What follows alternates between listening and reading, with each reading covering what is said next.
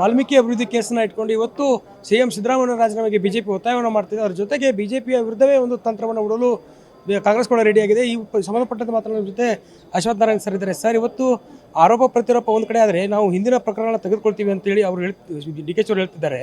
ಹಿಂದಿನ ಪಕ್ಷ ನೀವು ಆಡಳಿತದಾಗ ಅವರು ವಿರೋಧ ಪಕ್ಷವಾಗಿ ಕೆಲಸ ಏನು ಮಾಡಿದ್ರು ನೋಡಿ, ಭ್ರಷ್ಟಾಚಾರ ವಿರುದ್ಧವಾಗಿ ಅವರು ತಮ್ಮ ಪ್ರಚಾರವನ್ನು ಮತ್ತು ಕಾರ್ಯಕ್ರಮ ನಂಬಿಕೊಂಡು ಅಧಿಕಾರಕ್ಕೆ ಬಂದಿದ್ದಾರೆ. ಗವರ್ನರ್ ಭಾಷಣದಲ್ಲೂ ಇದೇ ಹೇಳಿದ್ದಾರೆ. ಆದರೆ ಅಧಿಕಾರಕ್ಕೆ ಬಂದ ನಂತರ ಅವ್ರು ಮಾಡ್ತಿರೋದೇನು 100ಕ್ಕೆ 100 100% ಕರಪ್ಷನ್ ಮಾಡ್ತಿದ್ದಾರೆ, ಭ್ರಷ್ಟಾಚಾರ ಮಾಡ್ತಿದ್ದಾರೆ. ಹಾಗಾಗಿ ಇವ್ರನ್ನ ಯಾರು ತಡೆದಿದ್ದಾರೆ? ಇವ್ರು ಜನ ಅಧಿಕಾರ ಕೊಟ್ಟಿರೋದು ಎಲ್ಲವನ್ನೂ ಸರಿಪಡಿಸ್ಲಿಕ್ಕೆ. ಇವ್ರೇನು ಸರಿಪಡಿಸ್ಬೇಡ ಅಂತ ಹೇಳಿದ್ದಾರೆ. 15 ತಿಂಗಳಾಗಿದೆ ಅಧಿಕಾರಕ್ಕೆ ಬಂದು. ಇವರೇನೋ ಕ್ರಮ ವಹಿಸ್ತಾ ಇದ್ದಾರೆ. ಬರೀ ಭ್ರಷ್ಟಾಚಾರ ಮಾಡೋದು ಬಿಟ್ಟರೆ ಬೇರೆ ಏನು ಮಾಡ್ತಾ ಇಲ್ಲ. ಬೇರೆ ಬೇರೆ ಇಲಾಖೆಗಳಲ್ಲಿ ಸರ್ ಅವ್ಯವಹಾರಗಳಲ್ಲಿ ಸರ್ ಕ್ಷೇತ್ರ ಅಭಿವೃದ್ಧಿಗೆ ಹಣ ಕೊಡ್ತಾ ಇಲ್ಲ. ಇವತ್ತು CLP ಮೀಟಿಂಗಲ್ಲೇ ಒಂದು ಕಾಂಗ್ರೆಸ್ನ ಶಾಸಕರ ಅಸಮಾಧಾನ ಹೊರಹಾಗ್ತಿದ್ದಾರೆ. ರಾಜೀನಾಮೆ ಕೊಡಿ, ಅದ್ರ ದುಡ್ಡು ಕೊಡಿ, ಎಲ್ಲ ರಾಜೀನಾಮೆ ಕೊಡಿ ಅಂತ ಹೇಳ್ತಾರೆ. ಹೌದು, ಅವರಲ್ಲಿರುವಂಥ ಭ್ರಷ್ಟಾಚಾರ, ಅವ್ಯವಹಾರಗಳು, ಅಭಿವೃದ್ಧಿ ವಿರೋಧಿಯಾಗಿ ಕಾರ್ಯವನ್ನು ಮಾಡ್ತಿದ್ದಾರೆ. ಇಲ್ಲಿ ಯಾವುದೇ ಆಡಳಿತದಲ್ಲಿ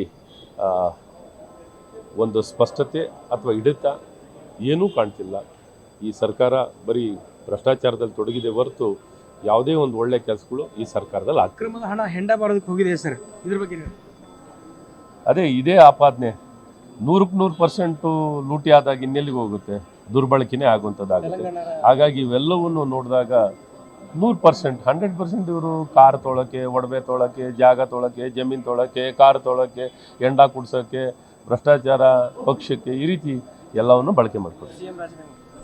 ಇದಿಷ್ಟು ಅಶ್ವಥ್ ನಾರಾಯಣ್ ಅವರು ಮತ್ತು CM ರಾಜೀನಾಮೆ ನೈತಿಕತೆ ಹೊತ್ತು ಕೊಡಬೇಕು. ಅದರಲ್ಲೂ ಕೂಡ ಏನು ಭ್ರಷ್ಟಾಚಾರದ ಹಣ ಬೇರೆ ಬೇರೆ ರಾಜ್ಯಗಳಿಗೆ ಹಣ ಹೆಂಡ ಕಾರು ಖರೀದಿಗೆ ಹೋಗಿದೆ ಅನ್ನುವಂಥ ಮಾತನ್ನು ಹೇಳ್ತಾ ಇರುವಂಥದ್ದು. ಕ್ಯಾಮರಾ ಪರ್ಸನ್ ಪಂಪಾಪುರಿ ಜೊತೆ ದುರ್ಗೇಶ್ ನಾಯಕ, guarantee news, Bengaluru. Guarantee news, ಸುದ್ದಿ ಖಚಿತ, ನ್ಯಾಯ ನಿಶ್ಚಿತ.